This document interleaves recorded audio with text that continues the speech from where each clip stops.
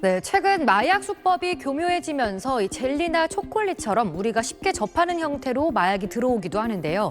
이태원의 한 식당에서 라이브 방송을 진행하던 여성 유튜버가 외국인에게 초콜릿을 받았는데 이게 마약으로 의심됐다고요. 이 여성 유튜버가 받은 초콜릿 겉으로 봤을 때는 그냥 평범한 화이트 초콜릿이었는데요. 이 A씨는 감사 인사를 전하고 초콜릿을 섭취하려고 딱 했지만 실시간 라이브를 시청하던 사람들이 낯선 사람이 준 음식이니 먹지 말라. 먹으면 납치당할지도 모른다라며 그녀를 만류했습니다.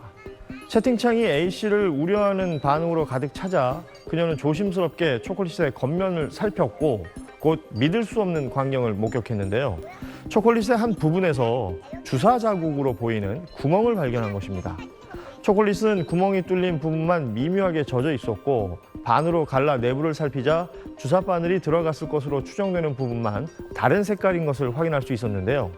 이에 A씨는 길거리에서 누가 무언가를 주면 꼭 조심해야 한다라고 당부의 말을 덧붙였습니다. 구급차와 경찰차들이 골목으로 잇따라 진입합니다. 잠시 뒤 환자를 실은 구급차가 빠져나가고 남성 한 명이 경찰들과 함께 현장을 떠납니다. 구급차가 일단 2대 정도 있었고 경찰차도 2대 정도 있었고 이제 구급차 안에는 사람이 한 분 계셨던 것 같고 어제 저녁 8시쯤 서울 광진구의 한 식당에서 30대 남성 4명이 식사를 하다 어지럼증과 구토 증세를 호소하며 119에 신고했습니다.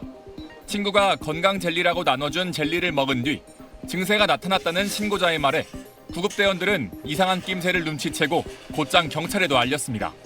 현장에 출동한 경찰이 마약 간이 시약 검사를 한 결과 이들 4명 모두에게선 대마 양성 반응이 나왔습니다. 이들이 먹은 젤리는 합성 대마 성분이 함유된 대마 젤리였습니다. 그제 서울 서초구의 한 아파트에서도 누나와 함께 대마 젤리를 나눠 먹은 남성이 고통을 호소하며 병원으로 옮겨졌다 경찰에 입건됐습니다. 미국과 태국 등 대마가 합법인 나라에서 유행하는 대마 젤리가 국내로 반입되는 사례가 흔해지면서 식약처는 지난달 대마 젤리 성분을 국내 반입 차단 원료로 지정했습니다.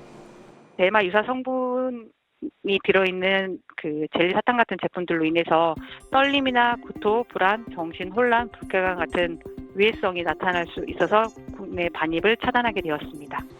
경찰은 대마 젤리를 복용한 남성 4명을 모두 마약 혐의로 입건하고 대마 젤리 구입 경위 등을 조사하고 있습니다. SBS 배성재입니다. 지난 4일 도쿄의 한 공원에서 열린 축제에서 남녀 5명이 갑자기 구토와 두통 등을 호소해 병원에 실려갔습니다. 이들은 모두 축제 현장에서 만난 40대 남성이 나눠준 젤리를 먹은 것으로 조사됐습니다.